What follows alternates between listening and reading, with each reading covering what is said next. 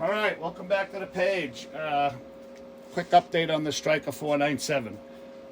Seems to be a little debate on, not even a debate. It was brought to my attention, somebody did a video on one and set it up so it only did 60 watts. So they called me and said, you know, what the hell's up with that? I said, well, I don't know. Let me go watch the video. And I went and watched the video, and sorry to say, it's a dog and pony show. I don't know what to tell you. But 60 watts, this thing will swing 60 watts on low. Okay, definitely 100 plus on the high side. Okay, and just one thing, I'm not going to get into the receive side of it and everything. It's a brand new radio, fresh out of the box. They receive very well. I've already checked it. It's receiving beautifully. Everything else is mint on the radio. This is just about you know, what kind of power it puts out, and I just want to show, because there's always a lot of discussion in some of the forums and stuff on, you know, what size wire you should run. You know, you need to run 10 gauge, you need to run, you know, 6 gauge, 8 gauge. It goes all over the place. Well, you can look it up and see what wire sizes can handle what kind of amperage. Okay, I just want to show you what kind of amperage this radio actually draws. Okay, so at an idle, it's about 0.3, so just over a quarter of a watt, just under, amp, just under a half an amp. Okay, key it up on low, about 4. Okay, put some modulation into it. Hello, breaker. Hangs right there at just a little over 4. And we'll go to the high side, 25 watt dead key. About 8.3, we'll call it 8.5. Hello, breaker.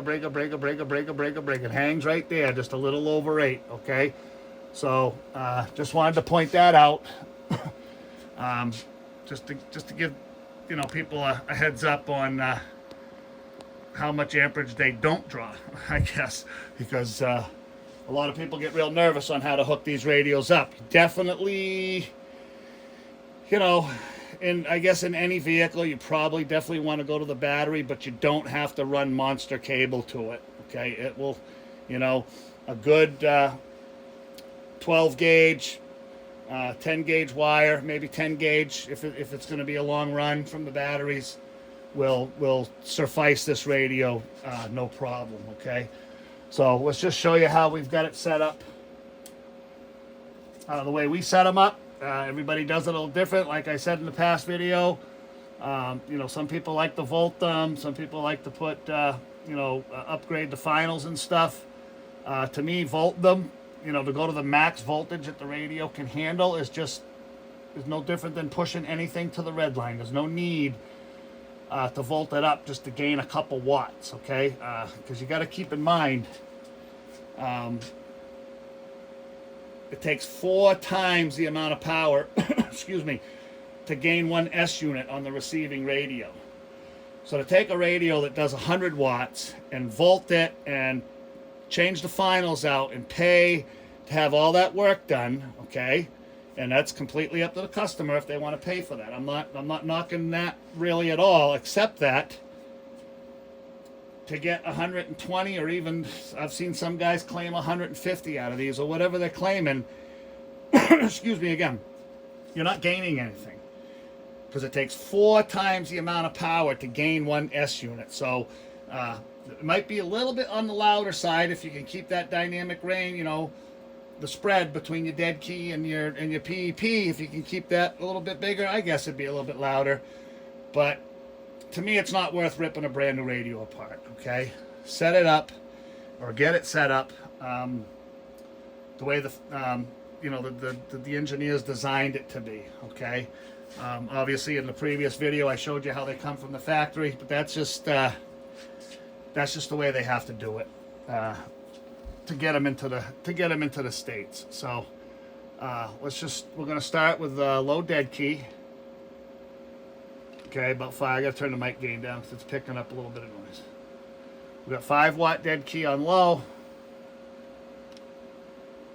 25 on high. Okay. Show you what she's swinging. We'll turn the mic gain back up. Hello, breaker. Bending to 50 on low. We'll go to the 100 watt scale, so that'll be the bottom scale on the meter. Hello, breaker, audio check, 1 2 1 2 1 2 1 2, breaker, audio check. And if you're just talking on the radio, talking to somebody just normally, that she is talking on the low side, and that's just the way these radios come out. They really good on the lower portion of the power band. Okay, but you can run them on the high side. It's not going to hurt it to run it at the 25 watt dead key. It's not going to hurt it at all.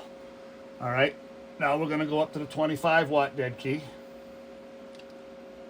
Hello, breaker. Okay, bending the 100, easily bending the 100.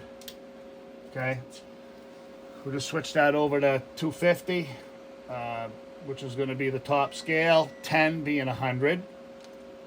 Hello, audio, breaker, audio check, 1 2 1 2 1 2 1 2, audio. So, safely say about 102, okay? And that's about all you're going to get out of them without overdriving them or spanking the modulation up, you know what I'm saying? So, that's right where you want to be, okay? Load, get you on the analyzer. Okay, seems to be a thing about distortion and all that going around right now. So let's just show you how much distortion it doesn't have. Okay, we're going to start on the low side. 1 kilohertz tone, 30% modulation. Okay, right there, that's your low dead key. Okay, nice and clean. We're out 5 kilohertz. Okay, so that's 2.5 channels either side of the fundamental.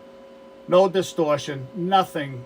Everything's down below. Anything that's going to affect anything is down below 30, 40, 50 dB, which is anywhere from 10,000 to 100,000 times less power than your fundamentals. So it's nothing down there at the bottom. That's all crap that's in the mud. Okay, not going to affect the thing. Okay, so they have it on low, looking real good, and then on high. Okay, and then there's also something going around too, talking about, you know, oh, it's pinched and it's going to cause distortion. That is not pinched. We'll zoom right in on that, and you can see the valleys are rounded and not touching each other, so it's not pinched off. Looking real good. It's right there on the edge, but they're not pinched off, and there's no distortion, as you can see. So basically, the radio is running mint. It's not over modulating. It's not overpowering. It's right there where you want it. Good sounding radios. Everybody I've sold one to, they love them. I hear, you know, got a couple customers that have them. They sound really good, and that's what you're paying for. You're paying when you buy one of these radios for, you know, the price range varies. So I'm going to just say between $400 and $500, because you go online, they're all over the map when it comes to how much you're going to pay for them. You're paying for a good loud radio is what you're paying for, not distorted. Okay, you don't want it sounding like that you got your volume on your stereo cranked all the way up. Okay, you don't want that distortion, and that's what happens when you clip them and or crank the modulation up. You get all that distortion. As long as you can keep them tuned right there on the edge, about 100 watt, 100% modulation, they're gonna sound and work the way they were designed. Okay, they were not designed to run at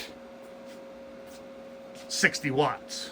Okay, and I'm sorry I have to do the comparison, but I just have to do the comparison on the video that was put out last week.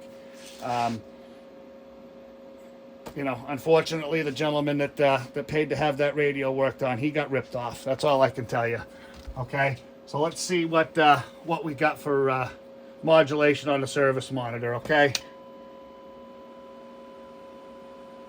Okay, about 102 or so, right there at 102, and then on high about 99. So you can definitely get 100% modulation out of this radio with no distortion, nothing. Okay, good, robust radio. Can't go wrong with one of these. They are a talking monster, and anybody that's got one or anybody that's heard them, you know what they sound like. So anyway, like I said, I'm not going to get into the receive and all the functions of the radio. Most of you guys know it. I will go over that with the customer over the phone, and that's something else I do. When you get the radio, you get it set up in your rig, whatever you're doing, in truck, big truck, pickup truck, whatever it is, you can always call here, and I will definitely go over everything with you. Again, I'll mention it's very, very important. Coax, antenna bracket, antenna, the studs, all that stuff has to be in tip-top shape when you start running these bigger radios. And then if you ever get into amplifiers, it's even more important to get that stuff right. So, and that's another thing I try to help guys. I do a lot of installs here locally. Usually out every weekend doing installs.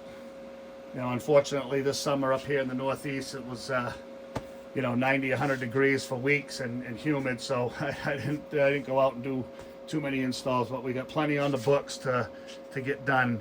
And I really love helping people get that part of it done, because it's very, very important. So as a lot of my customers know, call here.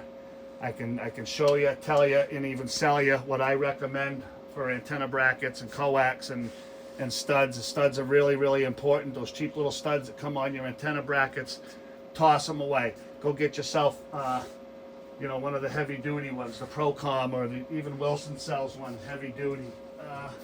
I'll just show you that while we're talking about it real quick.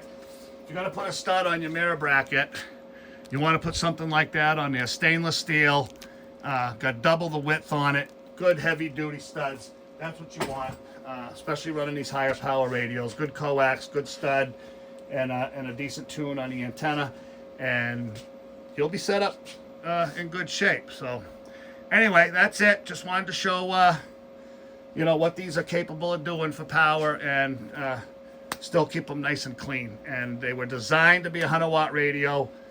It's doing 100 watts, no problem, and that's it. So anyway, until the next one, we'll catch you later. I'm going to get some dinner, and we're going to do something more this weekend. We got a couple announcements coming up this weekend that a lot of you might be interested in. So kind of look for the notifications when the videos come out. Okay, have a good day. Bye.